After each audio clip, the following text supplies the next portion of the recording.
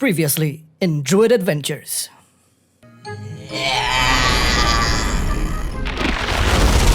See? This is why you're a space chicken. But now, since you've destroyed the whole planet, we have to go to Shadowlands and learn about talents here. Alright, now for lesson 2. We should be safe here. Wait, what? What happened to your space chick, man? Nah, man, fuck that. I am a Galactian bear now. I have used my perception to notice there's something different about you. So, no more fat space cock, huh? At least you won't blow up another world again. Sheesh. Nah, man, I want to be the top tank now. Invulnerable, ferocious, galactic. What? Wait a minute. Is that balance affinity? In Heart of the Wild? Oh shit. Oh, no. Oh! Combo!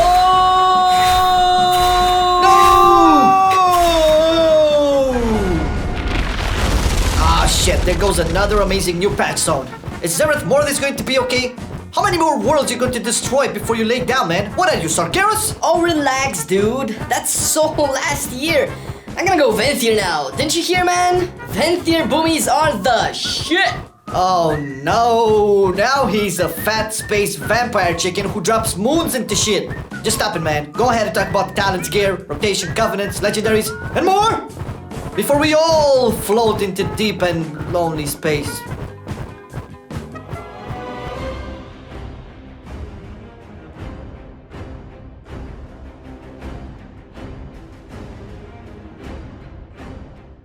Hey you, yeah you, who provide our bare necessities with Patreons, with rest daddies. Forget about our worries and our stress. I mean the Patreon cities who bring some love and healthy peace, since else we could have shoved our progress up between these cheeks of our butt with ease. Got no more rhymes. These are hard times. Thank you for the dough. Patreon link below. Could have used a banjo. Let's just start the show. I swear to God I didn't write this. I was forced to do this since Flame is out of the office being sick. Patreon link is down below. Thank you. Now let's get to the goddamn talents. Your bare necessities will start with the Brambles talent for raiding. A passive absorb that will reflect the damage absorbed back to the attacker, and if you use Barkskin, these Brambles will damage everyone around you every second. Think of it as a Holy Fire aura from Diablo 2's Paladin, but on a big fat bear. The Mythic Plus and AoE alternative will be Blood Frenzy, another passive that will make your Thrash ability generate 2 rage every time it deals damage. With this, you will never cry for rage, you will be forever angry and have lots of iron furs on your ass. In the mobility / little heal row, all the options are viable, depending on your needs. Tiger Dash will be an improved sprint and will replace Dash. It's a very powerful talent used in raids when you need to get from tree 1 to tree 2 faster to scratch yourself. What? The bare necessities, dude! Renewal will be your instant on-demand heal, which you can use in both Mythic Plus or Raid, and any form or shapeshift. A very practical talent, what can we say, since it will take some pressure off your healers and they will be very happy. And the final talent on this bro, Wild Charge, will be another all-around useful talent.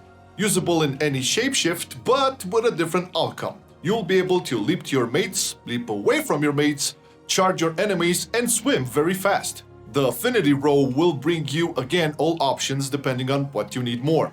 Balance Affinity or the Owl Weaving talent will give you the possibility of going into Moonkin form to use some Boomkin abilities and will be very powerful in both Mythic Plus and Raids. It will shine a little more in Mythic Plus because of the range it provides, so you can hit those pesky mobs that are never around you and typhoon them out of those goddamn sanguine puddles. Feral Affinity or the Cat Weaving talent will be more powerful in raids. The extra movement speed it provides will be perfect to run around faster, and it will provide you with the most DPS out of all the talents from this bro. Finally, Resto Affinity will be another all-around okay pick if your group requires more healing. With this talent, you will get access to almost all of the healing spells a druid can use. You periodically heal yourself and others for 3% of your HP, and you will have access to Ursal's Vortex, a very powerful utility spell for the necrotic affix or when you want to kite mobs. On the utility row, Heart of the Wild will be the best pick in almost all situations. A 5-minute cooldown that will make you feel it's worth it every time you press it. This talent will transform you from a simple bear to a powerful form, depending on what affinity you chose earlier. Yes, you will be a very powerful DPS for a short while, or keep everyone alive, making your healers double happy. The next two talents will be mainly useful in Mythic Plus, depending if you need an AoE route with Mass Entanglement. Yes, the Plaguefall Helper for the first boss, you know it. Pick it and you will be guaranteed the kill. Or if you want to kite some mobs and get a little more edge, even if you entangle them for 1 second before those pesky DPS breaks it. Or Mighty Bash, your personal melee Stormbolt in case you need another extra stun on a 1-minute cooldown. Very useful if your group is lacking stuns. We have Space Chicken, so why not Guardians of the Galaxy? Sorry, Chris. Man, with Galactic Guardian, you will be the space bear your raid needs, but not the one it deserves. With this talent, you will have a small chance to make your Moonfire hit like a truck and generate some rage. Incarn, Guardian of Ursak, will be your Mythic Plus A/AoE choice on this row and will perform exceptionally well in dungeons and AoE, but you can take it for the raid as well. Incarnation will give you the benefits of Berserk plus extra HP and will make Mangle hit up to 3 targets. It's the best thing you can take in dungeons with you, and it aligns very well with the Venthyr Covenant power if by any way you find yourself in the Venthyrs. On the level 45 row, you will have the Earth Warden talent, a very powerful choice for all content, when you find yourself hit by a lot of auto attacks. This talent will make the initial damage of your Thrash provide you with a stack of Earth Warden, reducing the damage from the next auto attack you take, and it has 3 charges. The other choice on this row will be Survival of the Fittest, and will be a more defensive option when you take more magic damage on hard-hitting abilities. You'll have your Bardskin and Survival Instincts cooldown reduced by 33%, and this will work very well with the Natural Order's Will legendary. But considering how this tier is shaped, its best use is mostly on some raid bosses. In the last row, you will only have Rend and Tear as the best and only viable option. This will provide you with a 2% damage reduction per stack of Thrash up to 8% with the Lufa-infused Embrace legendary. Because of the extra stack of Thrash you can stack on your targets.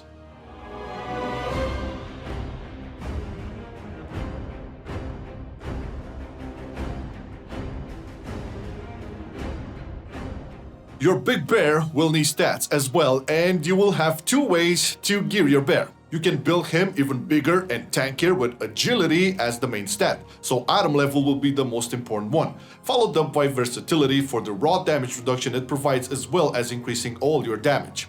This is followed close by mastery for extra HP, extra healing, and extra damage. Then haste is a very good all-around stat, and crit all the way to the bottom.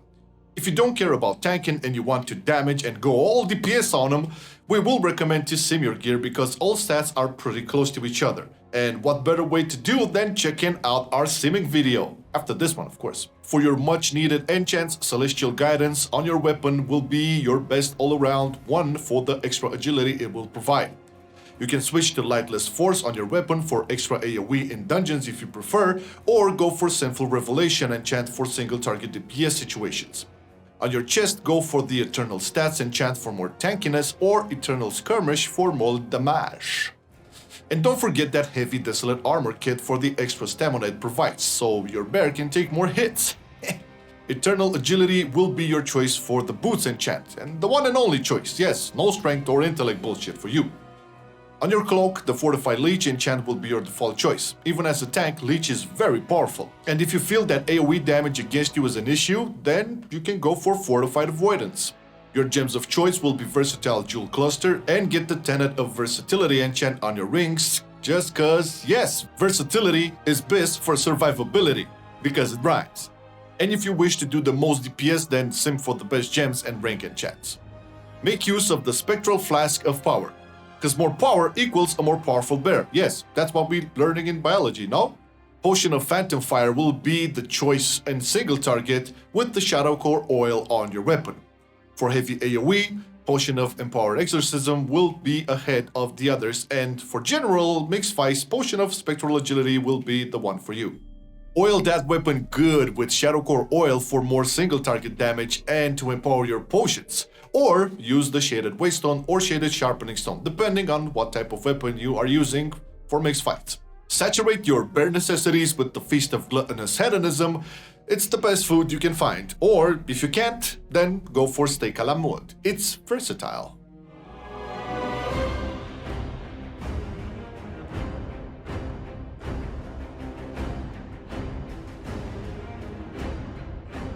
For your covenant of choice, Night Fae is still your best covenant. The others can shine in some situations, like in heavy AoE as Venthyr or as Kyrian with the Kyrian specific legendary, which can be useful during progress for the almost extra power infusion it can provide if you link with a Night Fae DPS. So back to our phase, Convoke the Spirits is still the best, even visually, and a little less punishing than the other covenant abilities. Soul Shape will be the signature ability that comes when choosing the Night phase, and it will make you blink a short distance and increase your movement speed. Nia will be your default Soulbind pick for raiding. She will come with a powerful 2 potency slots path and will bring to the table very powerful traits. Grove Invigoration is one of those traits. Random proc of stamina and mastery plus 16 stacks of it if you use Convoke. Add to this Nia's Tools Burst, a very powerful single target dot, and you will have the perfect bear killing machine. Cold Shot is a mobility trait that you will get further down the road, and it will provide you with 5 seconds of movement speed increase when you crit on a 10-second cooldown. And finally, Bonded Hearts is the last trait in Nia's arsenal and will heal 5 allies around you when you get the Grove Invigoration buff. And if one ally is from a different covenant, you both will get 50% extra mastery and stamina. Corraine will be your second Soulbind of choice and will shine more in Mythic Plus situations or when constant ads will appear in the raid, or Sylvanas, bosses that stay at a high percentage of HP more. With its 2 potency path, Corraine will bring Wild Hunt Tactics, a trait that will provide you with 10% extra damage as long as you damage a target over 75% HP. The first Strike trait will be another DPS trait that will provide you with a bunch of critical strike if you hit the target first. Vorkai Ambush will provide you with a little damage reduction versus targets you interrupt or disorient, thus raising the power of the Incapacitation Ward. Wild Hunt Stratagem will close Corraine's traits and will provide you with a little damage increase if the ads persist less than 1 minute, or extra healing because of how this trait interacts with Frenzy Regen or the Cultiran ratio. If you followed the paths previously recommended, then you will have to use potency conduits like Conflux of Elements. It will increase all your damage dealt while channeling Convoke. Unchecked Aggression will be the second and last potency conduit for that extra haste it provides when you cast Berserk or Incarn. Why last? Because the Endurance ones are just too good to not be considered. Your Endurance conduit arsenal is a little more powerful than the potency one. With conduits like Well-Honed Instincts, your death will never come. The potency conduit will trigger a free frenzied regeneration when you fall under 40% HP. Tough as Bark will be another powerful endurance conduit when raiding, and it will reduce the cooldown of your main mitigation cooldown, Barkskin, and will be the only endurance conduit that provides extra damage due to the Brambles talent. Laird Main will be next in your arsenal and will give your Iron Fur ability a chance to trigger a second time. For your bear, you can even go further with the Endurance Conduit and pick the fourth one. They are that good, hence you can use Condensed Atmosphere because of the very high HP pool your big bear will have, and it will always proc after you get hit, so lower chance of overhealing. Your last pick in the Endurance department will be Innate Resolve for extra healing from both Frenzy Regen and Regrowth it provides. A pretty good self-sustained conduit, but will usually end up overhealing you. For your finesse choices, you will have 2 powerful picks as well. Born of the Wilds will be a very good pick when playing around your Heart of the Wild talent or even the other talents from that role because of the reduced cooldown it provides. Front of the Pack will be another useful finesse conduit in the raid mainly for the extra radius and duration on your Stampeding Roar.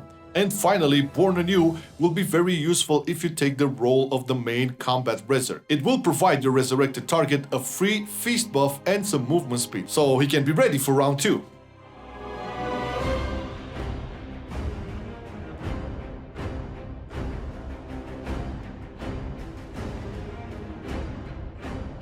You will have a variety of choices for your trinket slots. The blood splattered scale is one of them from the other side. A shield followed up by an explosion on a 2-minute cooldown is what this trinket will provide. And speaking about shields and explosions, Shard of Anilhide's Aegis will do almost the same thing but without any cap on the amount of damage it absorbs.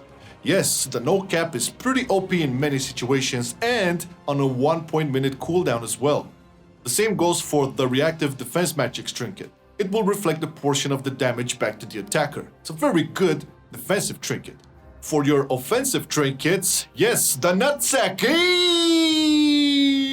The thickened sack of terror from the new dungeon Tazavesh will be very powerful. Man, I cannot wait for this to be on the Mythic Plus table. This trinket will be broken.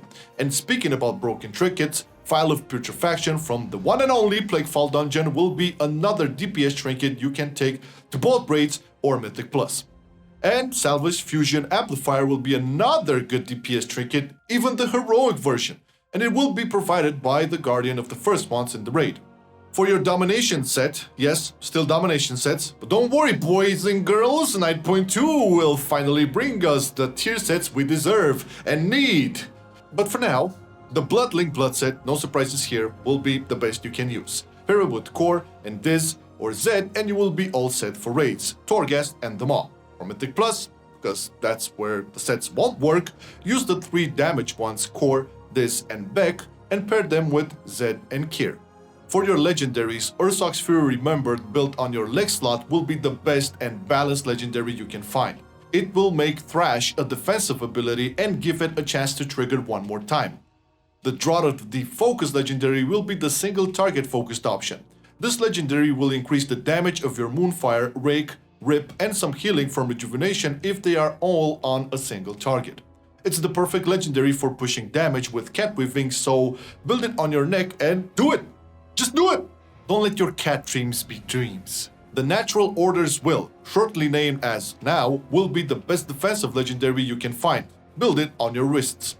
Now is very powerful for the 2 extra frenzy regeneration and iron furs it provides when Barkskin begins and ends. And don't make me talk about the synergy Now has with both talents and conduits. Lufa Infused Embrace is another option in your legendary arsenal and will be more powerful in constant and big AoE fights. This legendary will increase the damage of Thrash, its radius, and it will make Thrash stack up for time. This will be a very powerful pick for raid bosses with constant mobs spawning like Kel'Thuzad, Fate Scribe and Soul Render, so build it on your sexy bareback. Wait, what? And don't be shy to use it. If you are in the Kyrian camp, build their legendary Kindred Affinity on your neck. It can buff you and a lucky Nightfire player if you use your Kindred Spirit on them. It's an extra PI. And for Venthyrs, you will have Sinful Hysteria. Build it on your waist, and your Druid will be a damage-dealing machine during Ravenous Frenzy, but outside of it, you will gain nothing. Your weapon of choice will be the Jotengir Destiny Skull from the 9 boss on the raid, which is actually the 3rd boss, so pretty easy to get and fast too. If you cannot get your hands on this bad boy, then a good 252 stats weapon from dungeons or PvP for that high verse will do the job.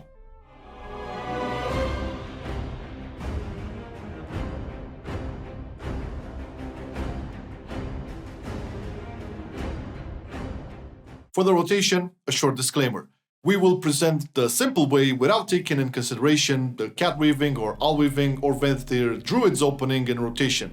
But you can check that when doing more in-depth research on your Guardian Bear in the Dreamgrove Discord. So in this case, your opener will be something like this. Moonfire on pull, then growl when the target is close.